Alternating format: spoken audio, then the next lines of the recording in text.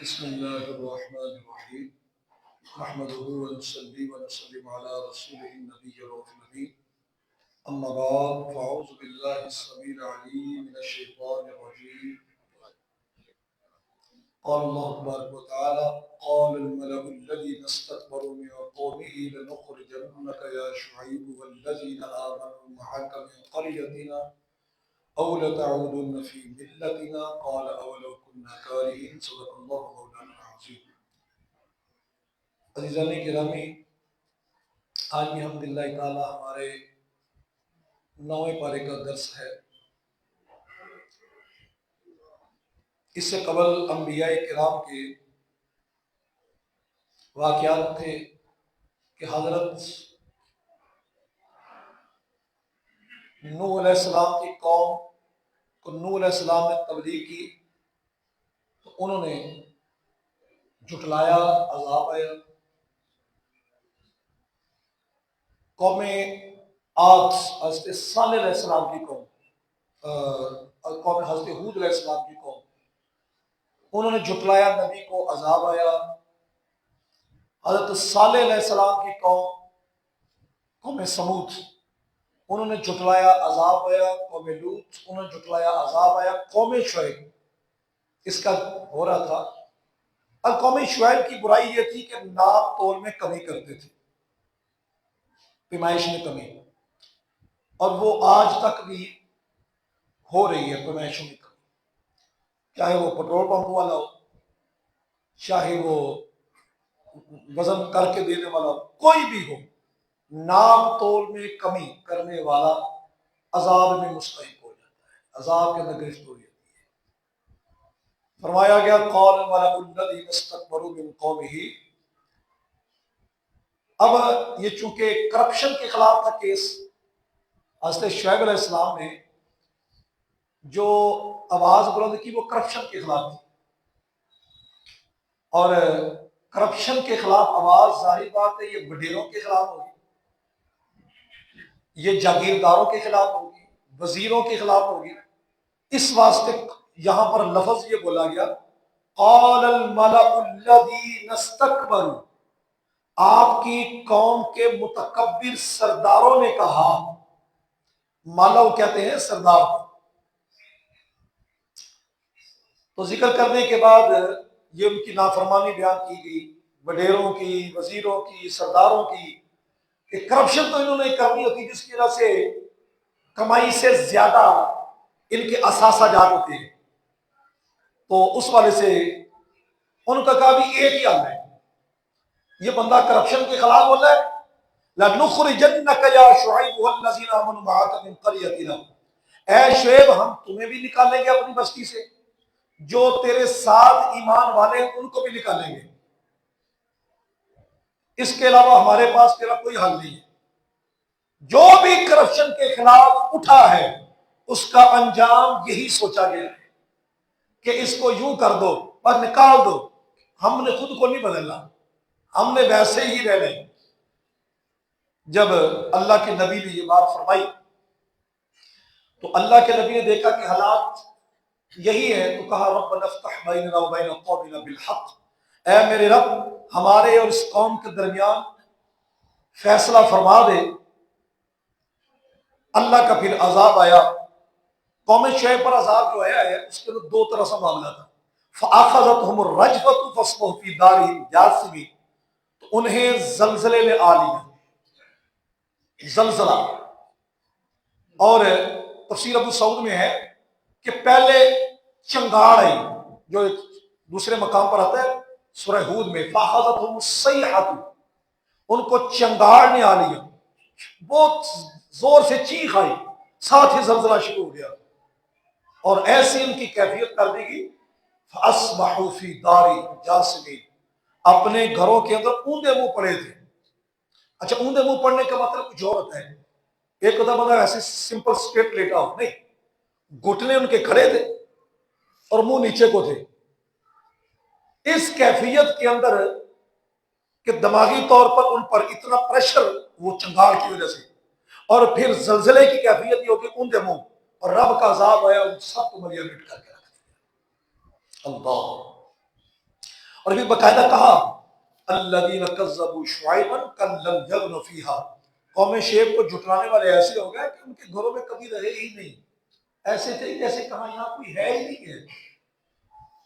اگر عذاب ان قوموں پر آیا تو اجتماعی طور پر تو عذاب نہیں آئے گا، لیکن یہ ہے ایک بات ہوگی، اس بندے پر فردن فردن عذاب آئے گا جو ایسی کرپشن کرنے والا ہے، ایسی گڑبڑ کرنے والا، ناپ تول میں کمی کرنے والا ہے، یہ ایسا ہوگا۔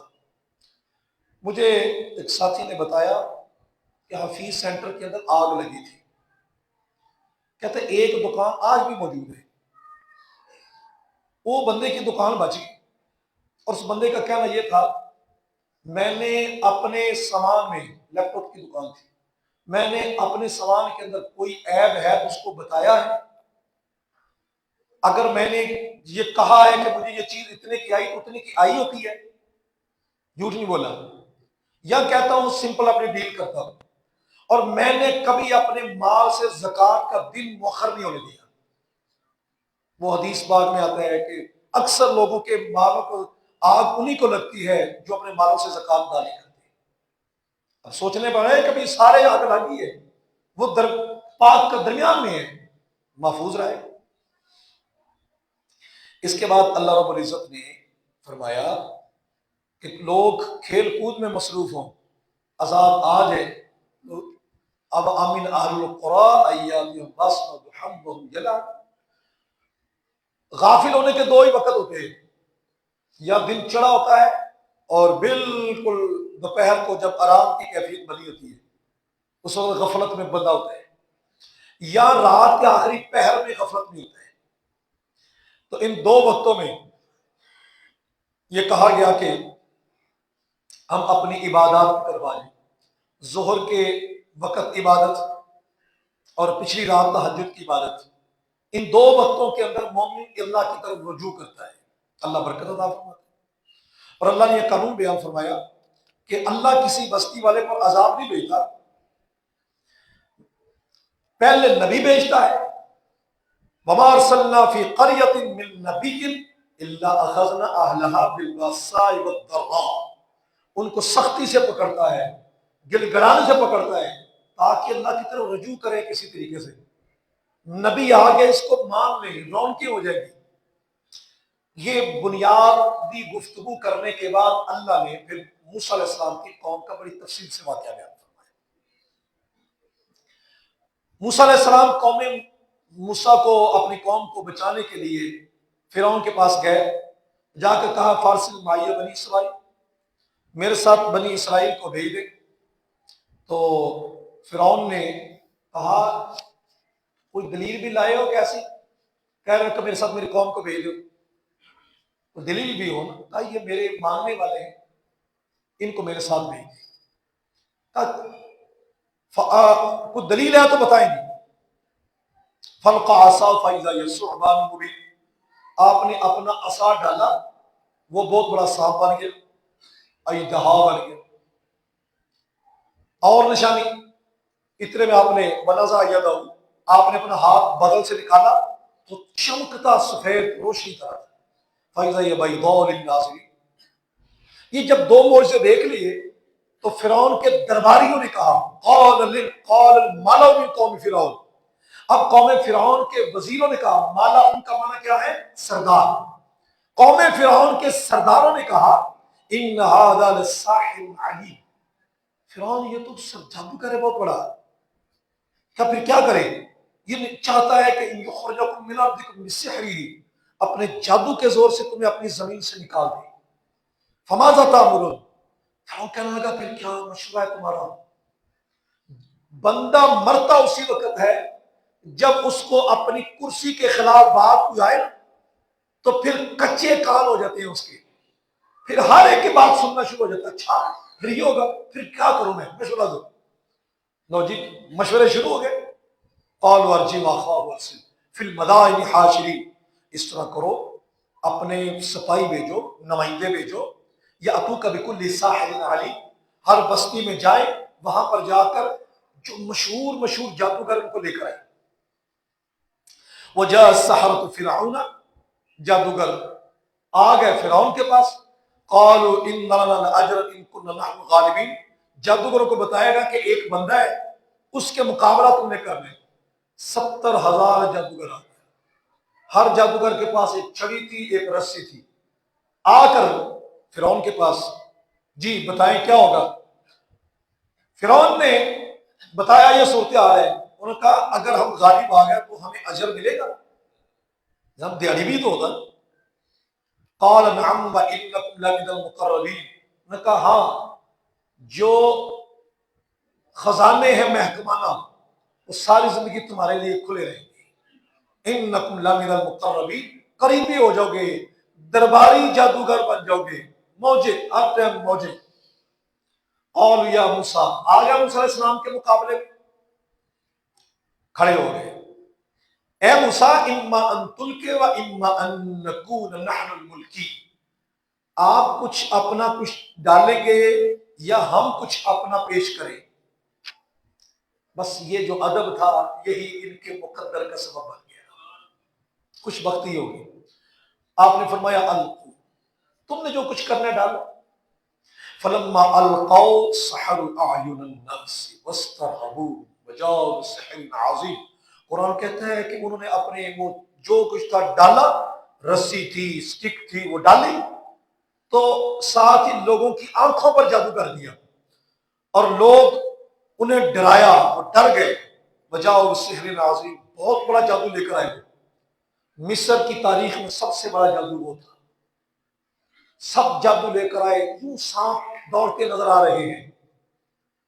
اب ہم نے موسیٰ کی طرف وحی کی، ان القی عصاک، اے موسیٰ اپنے عصا کو ڈال دے۔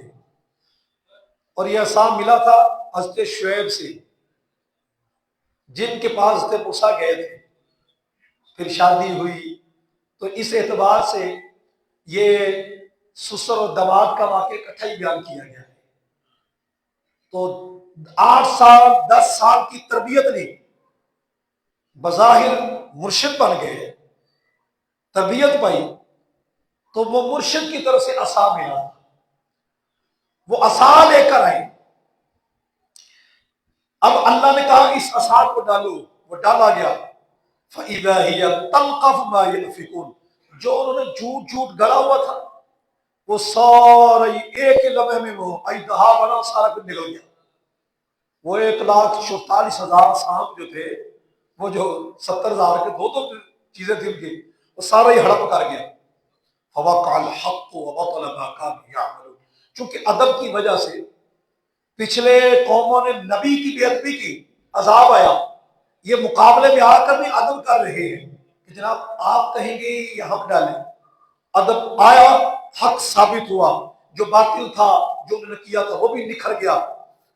فَغُلِبُوا هُنَالِكَ وَانقَلَبُوا الصَّاغِرِينَ، یہاں وہ مغلوب ہو گئے، رسوا ہو کر پلٹے، ساتھ ہی سمجھ گئے کہ یہ کام نبی کے علاوہ کسی کا نہیں ہے، یہ تو سچا نبی ہے، اللہ کا نمائندہ ہے خاص، جادو ہوتا تو ہم سے بڑھ کر کوئی جانتا نہیں تھا۔ وَأُلْقِيَ السَّحَرَةُ سَاجِدِينَ، جادوگر سجدے میں ڈال دیے گئے، گرے نہیں، خود نہیں گرے، اللہ کہتا ہے گرا دیے گئے۔ تقاضا ادب تھا کہ ان کو اب سجدے میں ڈال دیا جائے۔ وہ اگلے پروں میں آئے گا، اللہ فرماتا ہے تم ایمان لے کر نہیں آتے الا باذن اللہ، وما كان لنفس ان تؤمن الا باذن اللہ، ایمان بھی اللہ کے حکم سے لے کر آتے ہو۔ ادب کیا تو حکم آ جاتا ہے۔ سجدے میں ڈالے گئے، سجدے سے جب سر اٹھایا تو کہا آمنا برب العالمین، ہم رب العالمین پر ایمان لے کر آئے۔ رب موسیٰ و ہارون، رب العالمین کون؟ جو موسیٰ اور ہارون کا رب ہے، موسیٰ اور ہارون کے واسطے سے جو ملا ہے، ہم اس پر ایمان لے کر آئے۔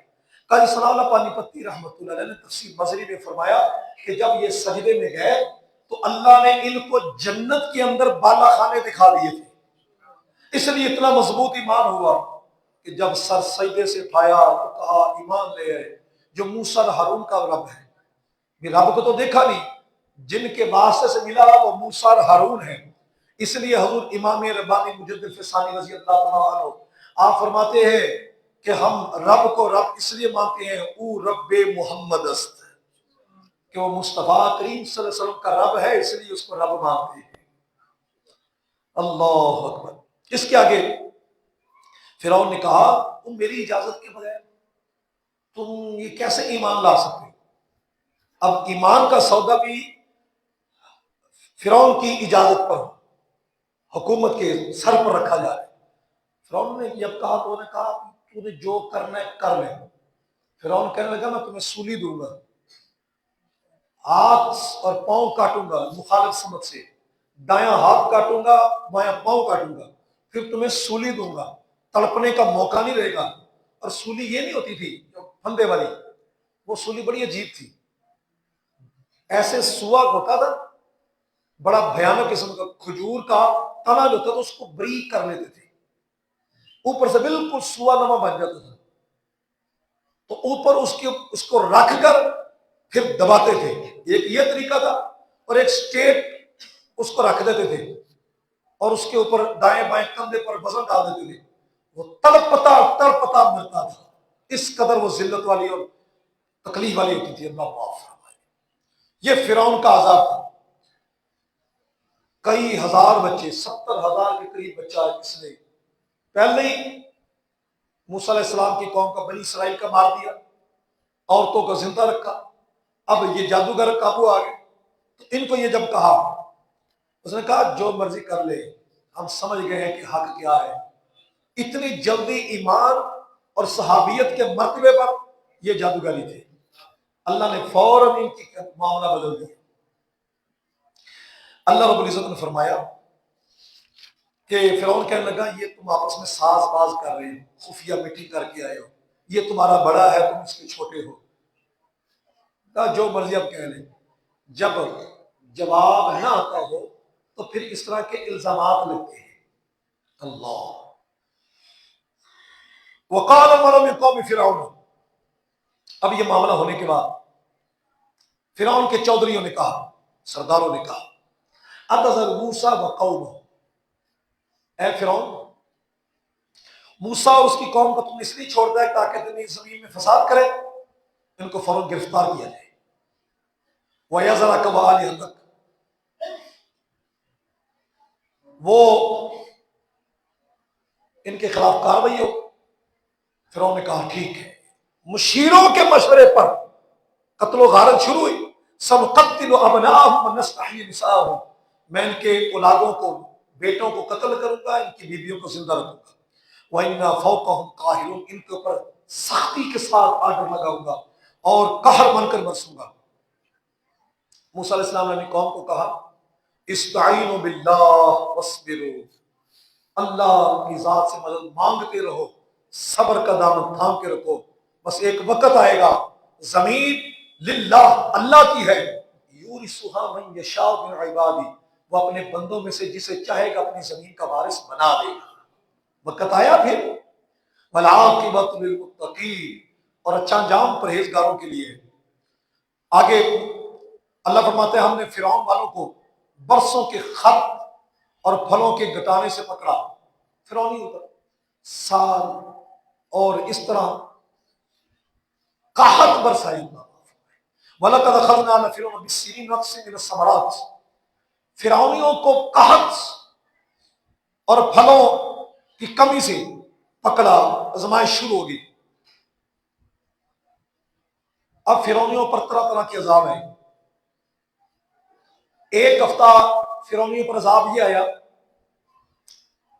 اللہ اکبر، ان کے گھروں میں پانی آ گیا، وہ بیٹھتے تو غوطے لگتے، کھڑے ہو کر بس پھرتے رہتے، لیٹنا بھی کھڑے ہو کر پانی کے اندر۔ اور بنی اسرائیل والے جو تھے موسیٰ علیہ السلام کو ماننے والے، اس وقت ان کے گھروں میں پانی نہ ہوتا، ساتھ والے گھر میں پانی ہے، ادھر پانی نہیں، گلی میں پانی ہے، ادھر پانی نہیں، معافی تلافی کیجیے، ہمیں معاف فرما دیں، اب ہم آپ کی بات مانیں گے۔ پانی ختم ہو گیا، بعد میں ہریالی ہو گئی، انہوں نے کہا او یہ تو پانی ہمارے لیے نعمت تھا، ہم ایسے موسیٰ سے دعائیں کراتے رہے، چلو پھر بربادی۔ والجرادہ، اللہ نے ٹڈیاں بھیجی، ٹڈیاں ٹڈیوں نے آ کر ساری فصلیں چٹ کر دی، ان کے گھروں کے جو میخ اور کیل تھے وہ بھی ہڑپ کر لیے۔ پھر معافی تلافی ہوئی، ہفتے بعد پھر عذاب ٹلا، ہفتہ عذاب رہتا، اس کے بعد پھر جوؤں کا عذاب آیا یا جو گھن ہوتی ہے اس کا عذاب۔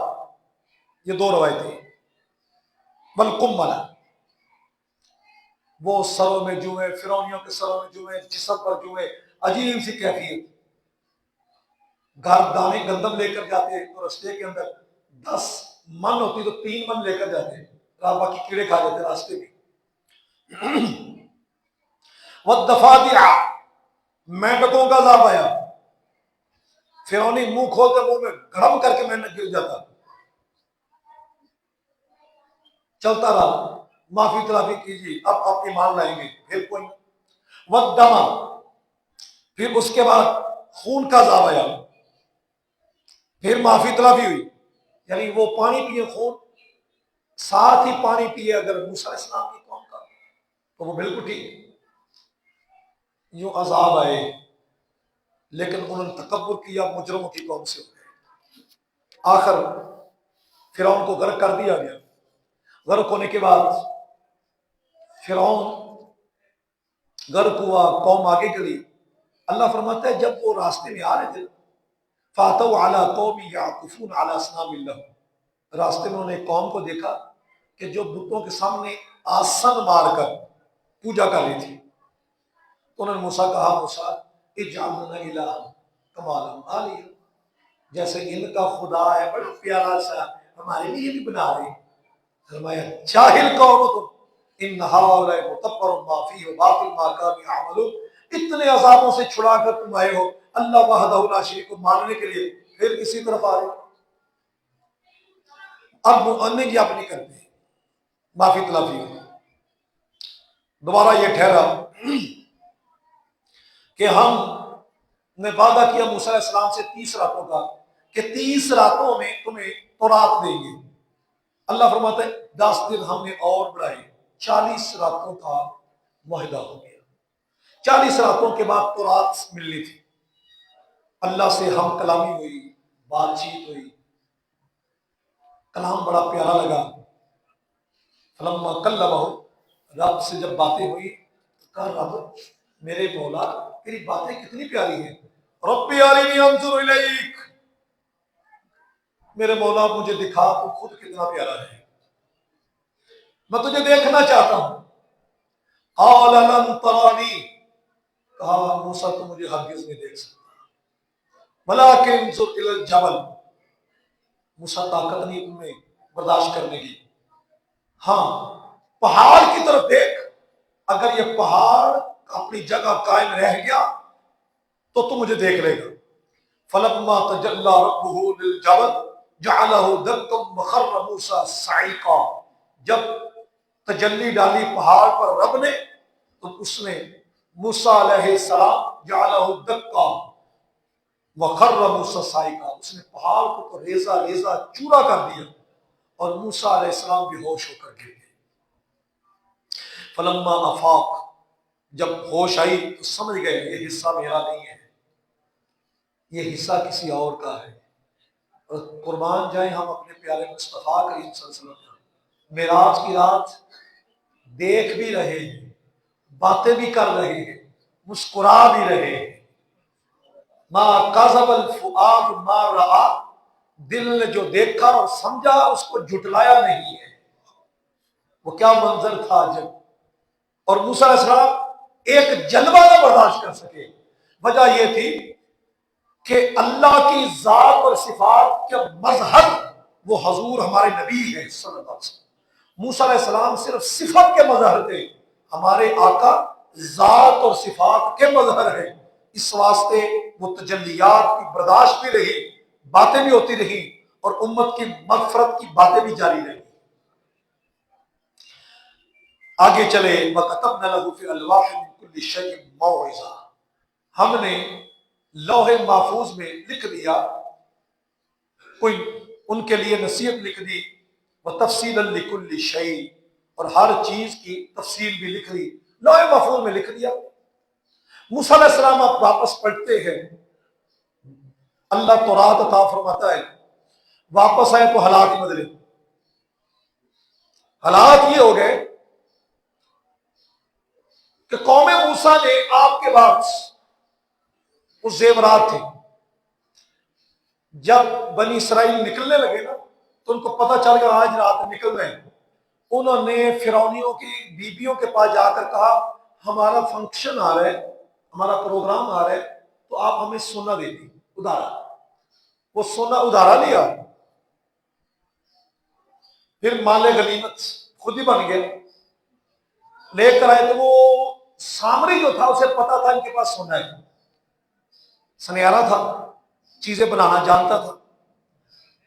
आगे ये तफसील से वाक़या सूरह ताहा में आएगा कि फिरौन वो घोड़े पर सवार था, उसका घोड़ा के जा नहीं रहा था पानी में, उसको समझ थी, फरासत थी। तो जिब्रील अमीन घोड़ी पर सवार हुए, एक जिन्स के मिलान की वजह से उसको आगे आगे हुए, घोड़ा उसके पीछे आया। जिब्रील अमीन जिस घोड़ी पर बैठे, वो घोड़ी जब कदम उठाती, उसके कदम पर साथ जो मिट्टी लगती, उस मिट्टी के अंदर से फौरन घास उगता था। सामरी कहता मैं वो देख रहा था जो लोग नहीं देखते थे। ये 16वें पारे में मैंने फिर वहां से मिट्टी इकट्ठी करता गया, मैं समझ गया कि इस मिट्टी के अंदर हयात है। या जिब्रील अमीन जिस घोड़ी पर बैठे, उस जानवर के सुम जिस जमीन पर लगे, उस जमीन में ये हयात आ जाए। जिब्रील जिस दर के खादिम हो, उस नबी के हयात का आलम क्या होगा, उस नबी के दर के खास गुलाम ख्वाजा और दाता की हयात का आलम क्या होगा। अगर जिब्रील के घोड़ी के सम के साथ लगने वाली मिट्टी के अंदर हयात पैदा हो सकती है, तो अशरफुल मखलूकात जो सरदारे कायनात के दामन से वाबस्ता है, उनके हयात का आलम क्या होगा। वो कहते हैं मैंने वो इकट्ठी कर दी। मूसा अलैहिस्सलाम गए, पीछे हारून अलैहिस्सलाम मुकर्रर किए गए। तो कहते हैं मैंने कहा कि भाई मूसा तो भूले रहे, उनका खुदा क्या था, मैं तुम्हें खुदा बताता हूं कि मूसा का खुदा क्या है। अच्छा, उन्होंने सामरी ने अंदाजा लगा लिया कि रास्ते में एक पूजने वाले को इन्होंने बड़ा पसंद किया था, ये कौम पूजने वाली है। ये ठीक है, अगरचे मूसा अलैहिस्सलाम के साथ आ गए, दिल अभी भी पूजने वाले इनके। हम हिंदुओं से आजाद तो हो गए, हिंदू मत से निकल गए, पर अभी भी सोचो सोच कुछ ना कुछ चलता है उधर।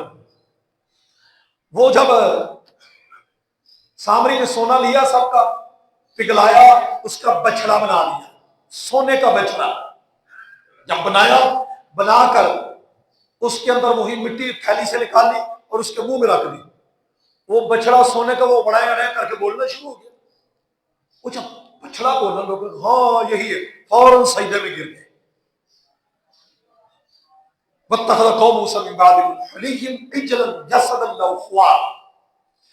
जिस गाय की तरह आवाज थी उसकी, अलम यरो अन्नहु ला युकल्लिमु वला यहदी सबीला।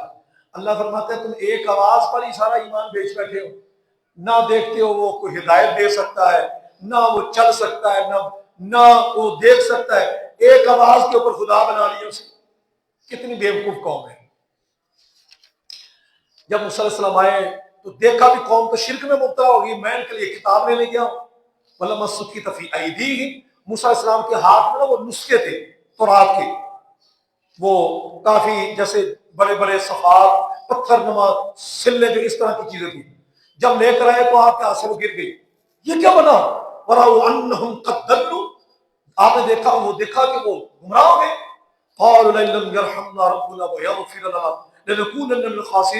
हमारे रब अगर को बख्शिश ना करता, रहम ना करता, हम सारे घाटा उठाने वाले राजा मूसा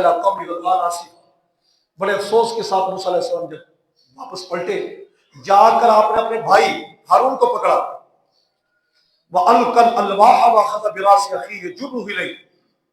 अपने भाई को पकड़ा, सर के बालों से और दाढ़ी से पकड़कर खींचा। 3 साल बड़े थे, लेकिन जब बात शरीयत के खिलाफ आई, میں اگلی بات اس کے اندر کھولوں تو تھپڑ مارنے کا ذکر بھی آتا ہے. مفسرین نے لکھا حضرت موسیٰ اتنے جلالی تھے، کھینچا اور ساتھ داڑھی سے کھینچ کر کہا یہ میرے بعد تم نے کیا کیا ہے. بیٹھ کر بات بھی ہو سکتی ہے، پیار سے بات بھی ہو سکتی ہے، لوگ کیا کہیں گے، جہاں دیدنی سے ہونی چاہیے، جہاں دیدہ ہونا چاہیے، ساری باتیں اپنی جگہ. لیکن قرآن نے جس بات کو ذکر کیا وہ یہی ہے. کھینچا سر کے بالوں سے، داڑھی سے، اور پھر کہا میرے بعد تیری یہ ذمہ داری تھا، تم نے کیا کیا. تو انہوں نے کہا اے میرے بھائی، یا ابن امی ابن امہ ان القوم استضعفونی، اے میری ماں جائے میرے پیارے بھائی، ماں کی طرف سے رشتہ ظاہر کر کے کہا یہ قوم نے مجھے کمزور سمجھا اور قریب تھا کہ مجھے قتل کر دیتی. فلا تشمت بی الاعداء، لہذا دشمنوں کو مجھ کے اوپر ہنسانا. حقیقت واضح ہو گئی، اپنے لیے اور بھائی کے لیے دعائیں مغفرت کی. اللہ فرماتا ہے کہ انہوں نے دعا کی وَأَنْتَ أَرْحَمُ الرَّاحِمِينَ، میرے مولا ہم پر رحم فرما. یہ تھی قوم موسیٰ. میرے محبوب جو آپ سے مطالبہ کرتے کہ یک بارگی آپ کتاب لے کر آئیں، انہوں نے کتاب کے ساتھ یہ سلوک کیا ہے. بچڑے کو خدا بنا لیا، پوجا شروع کر دی. اور اب محبوب اس کے بعد جب توبہ طائب ہونے کے بعد موسیٰ علیہ السلام نے کہا میں تمہارے لیے کتاب لے کر آیا ہوں، رب سے باتیں کر کے آؤں. اور کہا اچھا موسیٰ، اگر تو بات میں سچا ہے تو ہمیں پھر اللہ دکھا، ہمیں دکھا اللہ. وَاخْتَارَ مُوسَىٰ قَوْمَهُ 70 رَجُلًا لِمِيقَاتِنَا، موسیٰ علیہ السلام نے کہا 70 بندے نکال لو. 70 بندے نکالے گئے، رب دیکھنا سے چلے، رب دیکھنے کے لیے جا رہے. پہنچے وہاں فَلَمَّا أَخَذَتْهُمُ الرَّجْفَةُ، ابھی شروع یہ تھا کہ یوں زلزلہ شروع ہوا، وہ سارے ہلاک ہو گئے.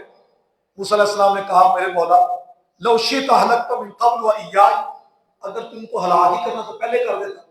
اب میں ان کو لے کر آ گیا ہوں، 70 مر گئے، میں جا کے جواب کیا دوں گا؟ وہ کہیں گے کہ موسیٰ 70 بندے مروا کر آ گئے.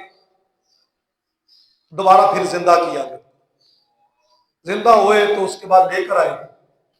یہ تھی موسیٰ علیہ السلام کی قوم جو اپنے نبی کو ماننے کے لیے کہتی ہے ہمیں اللہ دکھا، اور صدقے جائیں محبوب کو ماننے والے. کبھی نہیں کہا کہ ہمیں اللہ دکھا. محبوب کو دیکھا تو قرآن نے کہا اللہ کی اطاعت وہ رسول کی اطاعت ہے. جس نے اللہ رسول کی اطاعت کی فقط اطاع اللہ، اس نے اللہ کی اطاعت کی. رسول اللہ صلی اللہ علیہ وسلم نے جو احکام دیے سب کو مان لیا اور کہا حق یہی ہے، اللہ یہی فرما رہے ہیں. اللہ نے پھر کہا کہ محبوب ہم نے تورات میں یہ لکھ دیا تھا، ہم نے تورات میں یہ لکھا تھا کہ میری رحمت بڑی وسیع ہے، اور ہم نے ساتھ یہ لکھا کہ جو متقی ہیں، زکوٰۃ ادا کرنے والے اور ہماری نشانیوں پر یقین رکھنے والے ہیں، وہ کون ہیں؟ الذین یتبعون الرسول النبی الأمی، جو پیروی کرنے والے ہیں رسول کی، جو نبی ہے، غیب کی خبر دینے والا ہے، امی ہے. امی کا ترجمہ ان پڑھ نہیں ہے، امی کا ترجمہ ہے کہ مخلوق میں وہ اعلیٰ شخصیت جب نبی کی طرف نسبت ہو کہ وہ نبی کہ جس کو مخلوق میں کوئی پڑھا نہ سکے، وہ امت کے لیے ایسا معلم آئے کہ پوری انسانیت اسی سے سیکھے، اسے معلم انسانیت کہا جائے. اسے کہتے ہیں امی.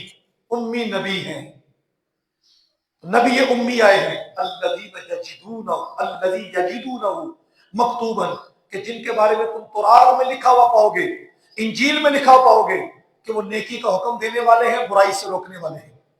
اور نبی کا اختیار یہ کہ ان کے لیے وہ نبی پاکیزہ کو حلال کرے گا اور خبیث چیزوں کو حرام کرے گا. یہ اللہ نے اپنے نبی کو اختیار دے کر بھیجا ہے. اس کے آگے نبی کی یہ شان ذکر، اپنے نبی کی شان ذکر کرنے کے بعد کہا میرے محبوب کی شان تو تورات میں لکھی اور تورات کے ساتھ تم نے یہ سلوک کیا ہوا ہے. پھر ہم کہا اور سنو، قوم داؤد جو بنی اسرائیل کے نبی تھے حضرت داؤد علیہ السلام، ان کی قوم کو جب داؤد علیہ السلام نے کہا کہ یہ جو تم ہیلا بازی کرتے ہو روک دو، شکار منع کیا گیا کہ ہفتے کو نہیں کرنا مچھلی کا شکار۔ قرآن کہتا ہے کہ آزمائش یہ تھی کہ جب ہفتہ ہوتا تھا اس میں شکار زیادہ آتا تھا۔ اذ یعدون فی السبت، جب وہ ہفتے کے بارے میں حد سے بڑھے، اذ تأتیہم حیتانہم یوم سبتہم شرعا ویوم لا یسبتون لا تأتیہم، جب ہفتہ ہوتا تو اس طرح مچھلی پانی پر تیرتی نظر آتی ان کے سامنے، اتنی مچھلی ہوتی تھی، اور جب ہفتہ نہ ہوتا تو پھر نہیں ہوتی تھی، آزمائش تھی نا۔ کذالک نبلوہم بما کانوا یفسقون، جی آزمائش کا یہ بھی طریقہ ہے، لیکن حکم کیا ہے کہ تم نے رکنا ہے، تو پھر یہ نہ کہے کہ ہمیں مچھلی نظر نہ آئی۔ یہ قوم جس کو نبی نے کہا ہے تم نے اپنی نگاہوں کو جھکانا ہے، وہ جو عورتیں بے پردہ ہو کر سامنے آتی ہے، اور بھائی تیرے لیے حکم یہی ہے کہ تو نظریں جھکا، تو نظریں جھکا، ہاں تو اپنی نظریں کیوں خراب کرتا ہے؟ ان کو جو عذاب ہے ان کا اپنا ہے، لیکن تجھ پر یہی حکم ہے کہ ہفتے والے دن عذاب منع کیا گیا شکار سے، اس دن مچھلیاں بڑی آتی تھی، تو پھر انہوں نے یہ کیا ڈیم لگائے، ڈیم لگا کر ہفتے والے دن ڈیموں کا منہ کھول دیتے، مچھلیاں ڈیموں میں چلی جاتی، اتوار ہوتا تو اس کو پکڑ رہے تھے۔ آپ نے فرمایا یہ کیوں کرتے ہیں؟ مچھلی ہفتے والے دن کو تم نے قابو کر لی؟ وہ نہیں جی ہم پکڑتے کو اتوار کو ہے نا۔ فرمایا فزیکلی پکڑنے کو پکڑنا کہہ رہے، اور جو حکمی طور پر پکڑنا اس کو پکڑنا نہیں کہہ رہے۔ وہ ایک بندہ رشوت والا جو ہوتا ہے نا، ایک محکمہ ہے خاص، وہ لیتا تو اس کو بتایا کہ رشوت بڑی اللہ نے لعنت کی ہے، دونوں جھلمی ہے، کہتا نہیں جی اسی بل بل ادا کر لی دے، تو یہ نہیں سمجھتے کہ وہ بھی اسی اعتبار سے آتے ہیں۔ یہ ہیلا کرنا کہ یہ جی بینکوں میں مزاربہ ہے، مشارکہ ہے، میں نے پہلے اس پر تفصیلی گفتگو کی ہے کہ اسلامی بینکوں کا نام دے کر اس کے اندر کہنا کہ یہ جی پیسہ جو ہم لگاتے ہیں اس سے کاروبار کرتے ہیں، تو میں نے بتایا تھا کہ یہ جو کاروبار کرتے پہلے ہمیں بتائیں وہ کاروبار کیا ہے۔ مجھے پتا ہونا چاہیے کہ میں نے 50 لاکھ بینک میں رکھوایا ہے تو وہ کاروبار کیا ہے، اور پھر میری شراکت کتنے میں ہے، وہ کام جائز ہے کہ ناجائز ہے، اگر جائز ہے تو میں اس میں کتنے حصے میں شیئر، میں کتنے شیئرنگ میں ہوں، کس قدر میں شریک ہوں، اس میں مجھے پتا ہونا چاہیے، اس کے مطابق پتا ہو کہ اس میں پرافٹ آئی ہے، اتنا خرچ ہوا ہے، یہ طریقہ کار ہے۔ یہ کرتے کیا ہے، زیادہ پرافٹ کو کہتے ہیں پرافٹ، اور جو کم پرافٹ ہو اسے کہتے ہیں لاس ہو گیا۔ تو پرافٹ ہے، چاہے کم ہو یا زیادہ ہو، قرض کے اوپر جو نفع ملے، حضرت علی رضی اللہ تعالیٰ فرماتے ہیں کل قرض جر منفعۃ فہو ربا، ہر وہ قرض جو نفع کھینچے وہ سود ہے۔ قرض دیا اور پتہ ہے اس کے اوپر نفع ملنا ہے، وہ قرض سود بن جاتا ہے، جو نفع مل رہا ہے وہ سود میں آ رہا ہے، بس جو دیے ہیں وہ لو، یا تو کہو نا یہ کاروبار میں لگے، اور کاروبار بھی پتا ہو، جائز بھی ہو، تو پھر ہم کہیں گے یہ پیسے لگے، اور یہ طے ہو کہ جناب 50 لاکھ کا 40 لاکھ بھی ہو سکتا ہے، تو پھر تو سمجھ آتا ہے۔ بس ایسے یہ جی ہم پیسے آپ کے مزاربہ سے گزارے ہیں، یہ مشارکہ سے گزارے ہیں، یہ سیدھا طریقے سے لین دین کرو، معاملہ کرو۔ یہ جو ہیلا بازی ہے یہ تو قوم داؤد میں، انہوں نے کہا جی 70 سال ہو گیا ہم مچھلی اسی طرح ہی پکڑ رہے ہیں۔ فرمایا جو ہو گیا سو گزر گیا، اب نبی نے جب کہہ دیا ہے تو تمہیں رکنا پڑے گا، نہ رکے پھر عذاب آیا کہ بندر اور خنزیر بنا دیے گئے، رسوا کیے ہوئے بندر بنا دیے گئے۔ یہاں تفسیر ابن عباس نے ایک مقام پر لکھا کہ آپ پریشان تھے، تو آپ کے شاگرد حضرت اکرمہ انہوں نے کہنا حضور والا پریشان کیوں ہے؟ کہا یار ایک تو وہ جو تبلیغ کرتے تھے کہ ایسا نہ کرو وہ تو عذاب سے بچ گئے، ایک وہ جو ایسی حرکتیں کرتے تھے وہ عذاب میں آ گئے، اور تیسرے وہ کہ جو نہ کہتے تھے نہ کرتے تھے ان کا کیا بنا؟ تو حضرت اکرمہ کہنے لگے حضور والا تبلیغ چونکہ فرض کفایہ ہے، اگر ایک بندہ بھی ادا کر دیتا ہے تو باقی کی طرف سے ادا ہو جاتی ہے۔ تو آپ اتنے راضی ہوئے، حضرت عبداللہ بن عباس اپنے شاگرد کا ماتھا چوما اور کہا یار خوش کر دیا کہ اس طرف میری توجہ نہیں تھی۔ پھر اس کے آگے اللہ رب العزت نے جو عالم بالا میں جلسہ توحید فرمایا روحوں کا، اور اس میں فرمایا کہ الست بربکم، کیا میں تمہارا رب نہیں ہوں؟ تو سب روحوں نے جواب دیا کہ ہاں کیوں نہیں تمہارا رب ہے، تو سب سے پہلے جس روح نے جواب دیا تھا وہ روح محمدی تھی، اللہ صاحب صلاح والسلام۔ اس کے آگے قیامت کے حوالے سے بیان کیا گیا، قیامت کی ہولناکیاں وہ بیان کی گئی، اور کہا اچانک آئے گی قیامت، اور یہ کہا کہ محبوب یہ کہہ دیں وَلَوْ كُنْتُ أَعْلَمُ الْغَيْبَ لَاسْتَكْثَرْتُ مِنَ الْخَيْرِ، اگر میں غیب جانتا تو کثیر مال اکٹھا کر لیتا، کثیر چیزیں اکٹھی کر لیتا۔ ہوتا یہ تھا کہ مشرکین آ کر کہتے اگر آپ نبی ہیں تو ہمیں منڈیوں کا ریٹ بتائیں، منڈی میں ریٹ کیا چل رہا ہے؟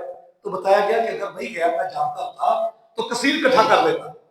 لیکن پھر بھی اگر کوئی مسلمان یہ کہے کہ اس آیت سے پتہ چلا کہ حضور کو علم غیب نہیں ہے، کیونکہ کہا کہ اگر میں غیب جانتا ہوتا تو میں کثیر اکٹھا کر لیتا، تو میں کہوں گا بھی کثیر حضور کے لیے اکٹھا ہوا ہے کہ نہیں ہوا؟ ہم قرآن سے پوچھتے ہیں، قرآن کہتا ہے انا اعطیناک الکوثر، سونیا ہم نے آپ کو خیر کثیر عطا کر دیا، جہاں جہاں کثرت کی انتہا تھی وہ سارے آپ کے دامن کرم میں رکھ دیا ہے۔ اب کثیر حضور کو مل گیا، سو غیب بھی مصطفیٰ کو مل گیا ہے۔ یہ قضیہ شرطیہ تھا اس اعتبار سے، اگر تالی اس کا ابطال ہوتا ہے تو مقدم جو نتیجہ ہے، یعنی جو ابتدائی جملہ ہے وہ ثابت ہو جائے گا کہ حضور کے لیے ثابت ہے۔ تو آپ نے کہا خیر کثیر میں اکٹھا کر لیتا، تو ثابت ہو گیا خیر کثیر ثابت ہے آپ کے لیے، لہذا حضور کے لیے غیر بھی ثابت ہے۔ پھر آگے یہ فرمایا گیا یہ جو بتوں کی شکلیں بنا بنا کر ہاتھ بنائے، وہ کالی ماتا کے 6 ہاتھ بنائے، یہ سارے مشرکین کا یہ طریقہ کار چلا آ رہا تھا۔ تو اللہ نے فرمایا ان کے ہاتھ ہیں یبطشون بہا، جس سے پکڑتی، ان کی آنکھیں ہیں یبصرون بہا، جس سے دیکھتے ہیں، ام لہم آذان یسمعون بہا، ان کے کان ہیں جو سن سکے، الہم ارجل یمشون بہا، کیا ان کے پاؤں ہیں جن سے یہ چل سکے؟ ایسے اپنے ہاتھ سے کھڑی مورتیں کیے اور اس کو یہ خدا اور کرنی بنا کر پوجا شروع کر دی۔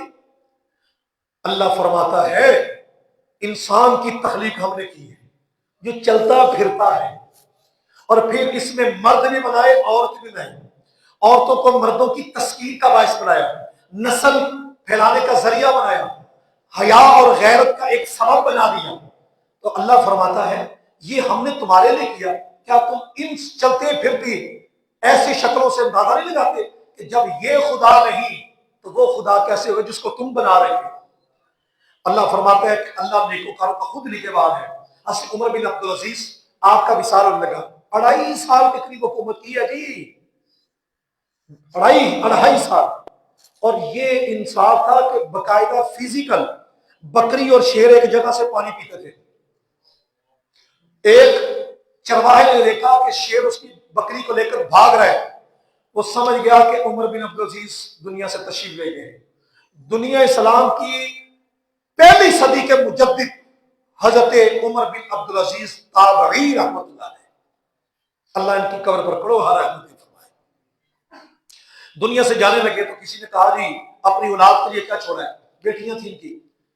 تو ایک دن بیٹیوں کے پاس سے گزرے نا تو وہ ایک ہمک سی آئی، تو گھر والی کو پوچھا یہ بیٹیوں سے ہمک کیسی ہے؟ کہا گھر کچھ نہیں تھا، یار بادشاہ کا گھر ہے، گھر کچھ نہیں تھا، تو پیاز، کچے پیاز کے ساتھ بچیوں نے روٹی کھائی ہے، پکانے کے لیے بھی چیز نہیں تھی کہ پیاز پکا لیں، کچے پیاز کے ساتھ تھوڑا کھانا کھا لی ہے، اس وجہ سے بچیوں کے منہ سے اسمیل آ رہی ہے۔ کہا یا اللہ تعالیٰ شکر ہے کہ میں تیرے مال جو دیا حکومتی اس سے اپنے ہاتھ کو میں نے آلودہ نہیں کیا۔ پھر ایک دن بیوی نے تھوڑا سا میٹھا پکا کر پیش کیا، تو آپ نے کہا یہ میٹھا کہاں سے ہے؟ کہا حضور والا جو آٹا آتا تھا وہ میں نے تھوڑا تھوڑا تھوڑا بچا کر رکھتی رہی، تو میں نے سوچا کتنے دنوں کا آپ نے میٹھا نہیں کھایا، تو اس آٹے کا میں نے آج میٹھا بنا کر آپ کو پیش کیا۔ آپ نے فرمایا اچھا اس کا مطلب ہے جتنا تم آٹا بچاتی رہی ہو اتنا آٹا اگر ہمیں نہ ملے، اتنا آٹا اگر ہمیں نہ ملے بیت المال سے ہمارا گزارا ہو سکتا ہے، آپ نے آرڈر دے دیا اتنا آٹا روزانہ کا کم کر دو، صرف ضرورت کے مطابق تنخواہ چاہیے۔ اور ہماری عیاشیت جب دل کرے میٹھا کھائے، جب دل کرے نمکین کھائے، جب دل کرے یار یہاں کا ٹیسٹ اچھا نہیں ہے، مری چلتے ہیں، نران کدان چلتے ہیں، وہ کراچی چلتے ہیں، فلانی جگہ چلتے ہیں، ٹیسٹ۔ اور یہ ہے مسلم بادشاہ جنہوں نے اسلام اور دین اور دنیا کو اکٹھا کر کے اسلام میں دکھایا.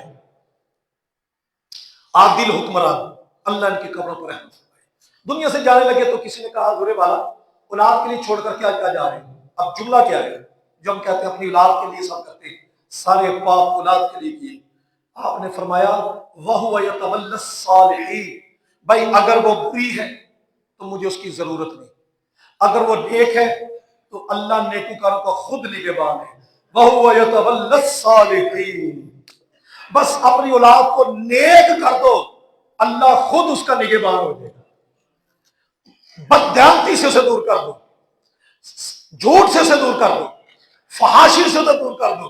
نیک بنانا تمہارا کام ہے، اللہ کا اس کو حفاظت میں لینا وہ آگے اللہ کا کام ہے. اور یہ بھی توفیق مانگو کہ اللہ اس کو نیک بنائے، یہ بھی توفیق اللہ کی طرف سے آ جائے. اس کے آگے قرآن کے سننے کا مسئلہ آیا کہ قرآن کہتے ہیں جب قرآن پڑھا جائے اسے غور سے سنو اور خاموش رہو تاکہ تم پر رحم کیا جائے. اس کے بعد مسئلہ یہ بیان کیا جاتا ہے کہ اگر قاری قرآن پڑھ رہا ہو تو سننا فرض ہے.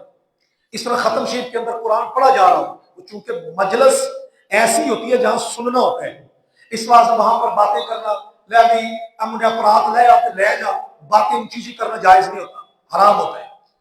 جو رکھنا رکب سنو صرف قرآن. البتہ جو قرآن کے لیے مجلس قائم نہ کی جائے،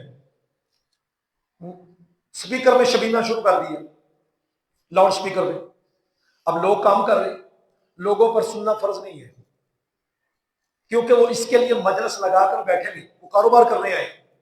اور یہ شبینے والا جو سپیکر کھول کر بیٹھا ہے اس کے لیے ایسا کرنا جائز نہیں. یہ اپنا سپیکر قرآن کے لیے نہ کھولے، اس کی عظمت کے پیش نظر جو سننے کے لیے بیٹھے انہی کے سامنے اس کو واضح کریں. ٹھیک ہے. اب مسئلہ آتا ہے کہ امام کے پیچھے قرآن پڑھیں گے کہ نہیں. ہم احناف کی تحقیق یہی ہے کہ امام کے پیچھے پانچوں نمازوں میں ساری رکعتوں میں امام کے پیچھے قرات نہیں کریں گے. سورہ فاتحہ ہو یا کوئی اور سورت نہیں پڑھیں گے. کیوں؟ رسول اللہ صلی اللہ علیہ وسلم نے ارشاد فرمایا من کان لہ امام فقراۃ الامام لہ قراۃ، جس کا کوئی امام ہو تو امام کا قرآن پڑھنا مقتدی کا قرآن پڑھنا ہے.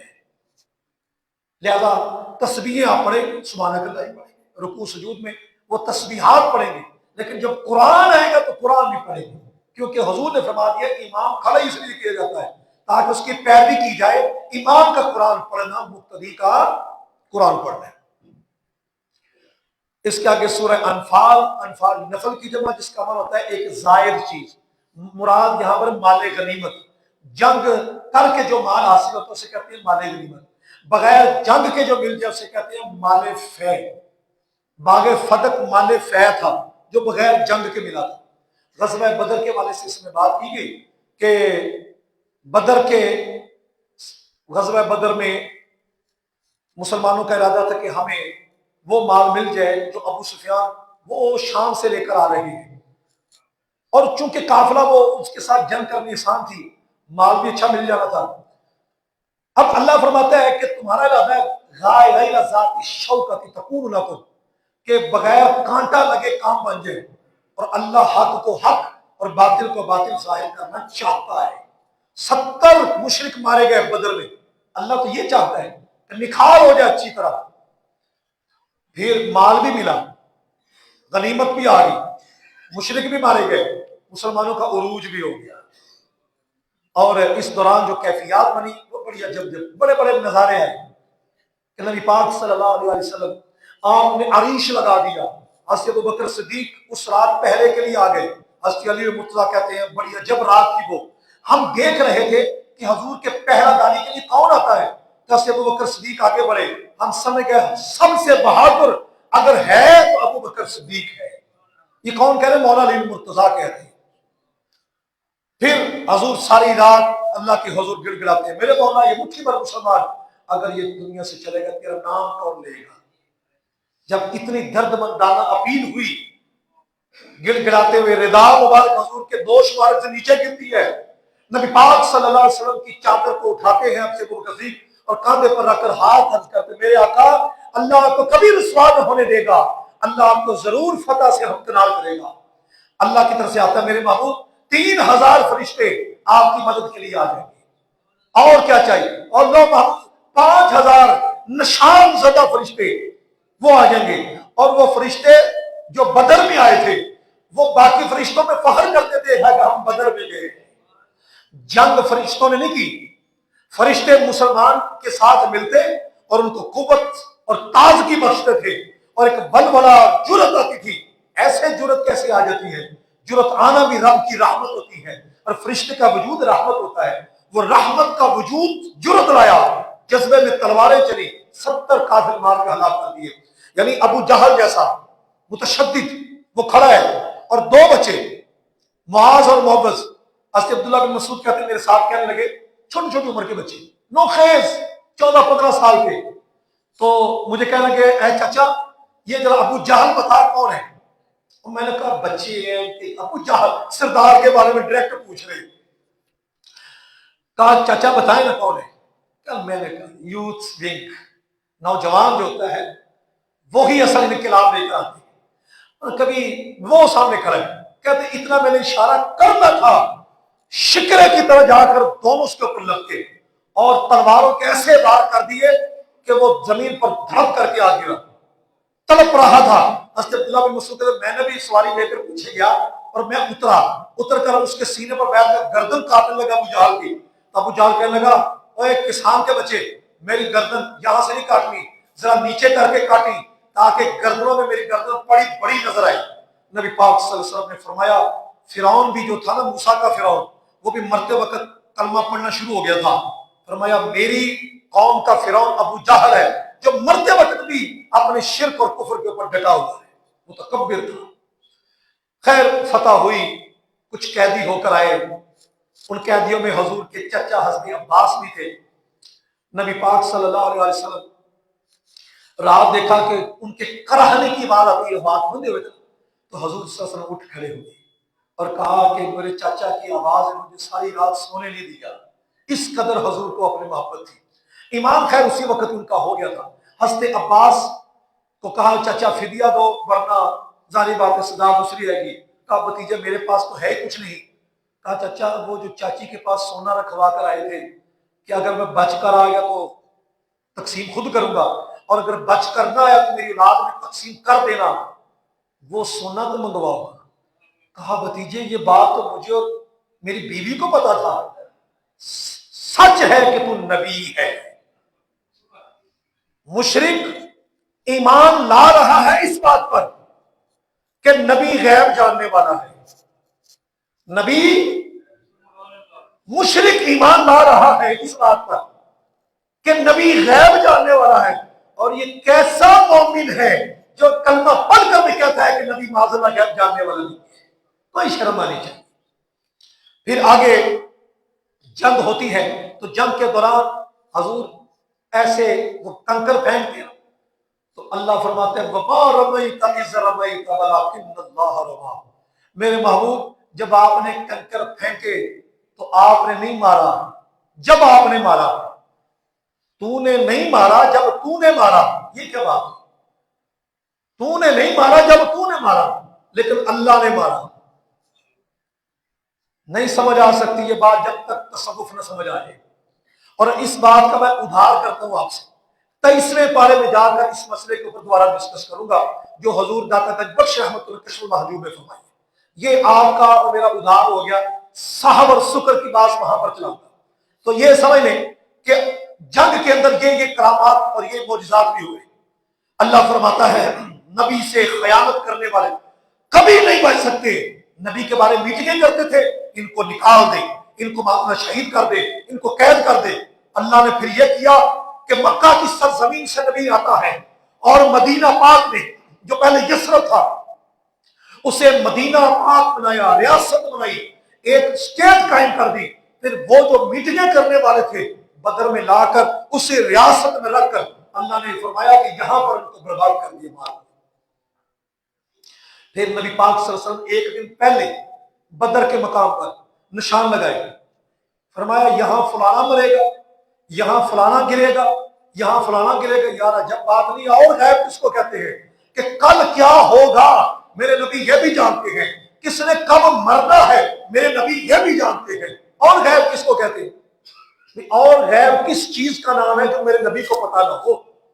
جب قرآن کہہ رہے ہیں وَمَا عَلَّمَكَ مَا لَمْ تَكُنْ تَعْلَمْ، سونے محبوب اللہ نے آپ کو وہ کچھ سکھا دیا جو آپ نہیں جانتے تھے، سب کچھ سکھانے کی انتہا کر دی۔